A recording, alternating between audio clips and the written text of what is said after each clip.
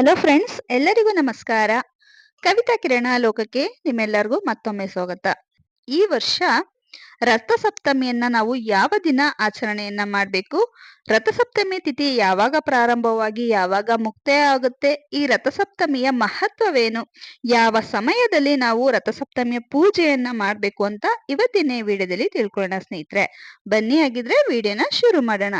ಇದು ಸೂರ್ಯ ದೇವರಿಗೆ ಅರ್ಪಿತವಾದ ಒಂದು ದಿನ ಅಂತಾನೆ ಹೇಳ್ಬೋದು. ಇದನ್ನ ಸೂರ್ಯ ಜಯಂತಿ ಅಥವಾ ಸೂರ್ಯ ಹುಟ್ಟಿದಂತ ದಿನ ಅಂತ ನಾವು ಆಚರಣೆಯನ್ನ ಮಾಡ್ತೀವಿ ಸ್ನೇಹಿತರೆ.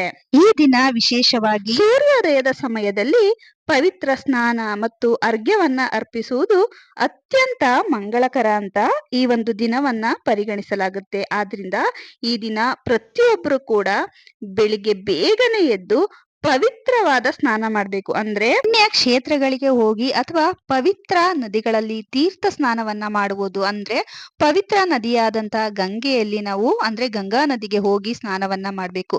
ಅಥವಾ ನಾವು ಅಷ್ಟು ದೂರ ಹೋಗೋದಿಕ್ಕೆ ಆಗಲ್ಲ ಅಂದ್ರೆ ನಾವು ಮಾಡುವಂತ ಸ್ನಾನದ ನೀರಿಗೆ ಗಂಗಾ ಜಲ, ಗೋಮೂತ್ರವನ್ನ ಹಾಕೊಂಡು ನಾವು ಸ್ನಾನವನ್ನ ಮಾಡೋದ್ರಿಂದ ಪವಿತ್ರ ನದಿಗಳಲ್ಲಿ ತೀರ್ಥ ಕ್ಷೇತ್ರಗಳಲ್ಲಿ ಸ್ನಾನ ಮಾಡಿದಷ್ಟು ಫಲ ದೊರೆಯುತ್ತೆ ಅಂತ ಹೇಳ್ತಾರೆ ಸ್ನೇಹಿತರೆ. ಹಾಗಾಗಿ ಈ ದಿನ ಬೆಳಿಗ್ಗೆ ಬೇಗನೆ ಎದ್ದು ಪುಣ್ಯ ಸ್ನಾನ ಪವಿತ್ರ ಸ್ನಾನವನ್ನ ಮಾಡಿ ಸೂರ್ಯನಿಗೆ ಅರ್ಘ್ಯವನ್ನ ಬಿಟ್ಟು ಪೂಜೆಯನ್ನ ಮಾಡಬೇಕು.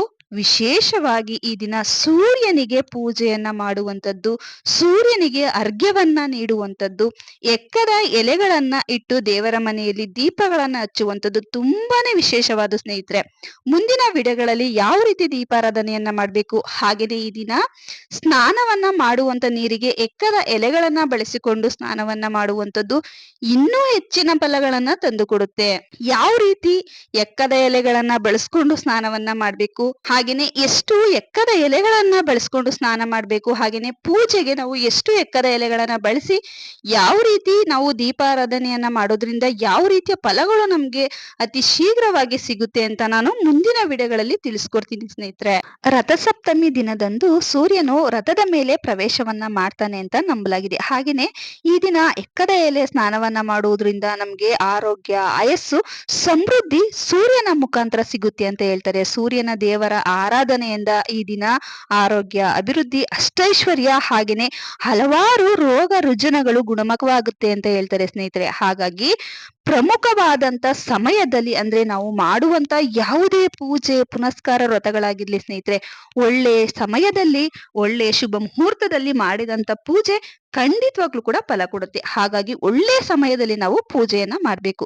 ವಿಶೇಷವಾಗಿ ರಥಸಪ್ತಮಿಯನ್ನ ಈ ಬಾರಿ ಅಂದ್ರೆ 2026ರಲ್ಲಿ ಜನವರಿ 25ನೇ ತಾರೀಕು ಭಾನುವಾರ ಆಚರಿಸಲಾಗುತ್ತೆ. ವಿಶೇಷವಾಗಿ ಭಾನುವಾರವನ್ನ ರವಿವಾರ ಅಂತ ಕರಿತೀವಿ, ಸೂರ್ಯನ ದಿನ ಅಂತಾನೆ ಕರಿಬಹುದು. ಇದನ್ನ ಸೂರ್ಯ ಹುಟ್ಟಿದಂತ ದಿನ ಭಾನುವಾರ ಬಂದಿರೋದು ತುಂಬಾನೇ ವಿಶೇಷ ಸ್ನೇಹಿತರೆ. ಹಾಗಾಗಿ ಪ್ರತಿಯೊಬ್ರು ಕೂಡ ರಥಸಪ್ತಮಿಯನ್ನ ಆಚರಣೆಯನ್ನ ಮಾಡಿ ಪೂಜೆಯನ್ನ ಮಾಡಿ ಸ್ನೇಹಿತರೆ. ರಥಸಪ್ತಮಿ ತಿಥಿ ಯಾವಾಗ ಪ್ರಾರಂಭವಾಗಿ ಯಾವಾಗ ಮುಕ್ತಾಯ ಆಗುತ್ತೆ ಅಂತ ನೋಡೋದಾದ್ರೆ ಜನವರಿ 25ನೇ ತಾರೀಕು ಬೆಳಗಿನ ಜಾವ 12:39 ಪ್ರಾರಂಭವಾದರೆ ರಾತ್ರಿ 11ಕ್ಕೆ ಮುಗಿಯುತ್ತೆ. ಅಂದ್ರೆ ಜನವರಿ 26ನೇ ತಾರೀಕು ಸೋಮವಾರ ರಾತ್ರಿ 11 ಗಂಟೆಗೆ ಮುಕ್ತಾಯವಾಗುತ್ತದೆ. ಆರೋಗ್ಯ, ಆಯಸ್ಸು, ಅಭಿವೃದ್ಧಿ, ಚರ್ಮದ ಕಾಯಿಲೆಗಳೆಲ್ಲ ಗುಣಮುಖವಾಗಬೇಕು ಅಂದ್ರೆ ಒಳ್ಳೆ ಸಮಯದಲ್ಲಿ ಸ್ನಾನವನ್ನ ಮಾಡಿ ಸೂರ್ಯನಿಗೆ ಅರ್ಘ್ಯವನ್ನ ಬಿಡಬೇಕು. ವಿಶೇಷವಾಗಿ ರಥಸಪ್ತಮಿಯ ದಿನ ಅಂದ್ರೆ 5 ಗಂಟೆಯಿಂದ 6:30 ಒಳಗಡೆ ನಾವು ಈ ಒಂದು ಪವಿತ್ರ ಸ್ನಾನವನ್ನ ಮಾಡಬೇಕು, ಸೂರ್ಯನಿಗೆ ಅರ್ಘ್ಯವನ್ನ ಬಿಡಬೇಕು ಸ್ನೇಹಿತರೆ. ಇದು ಅತ್ಯಂತ ಶುಭಕರ ಅಂತ ಹೇಳ್ತಾರೆ ಸ್ನೇಹಿತರೆ. ಈ ದಿನ ಸೂರ್ಯನಾರಾಯಣರಿಗೆ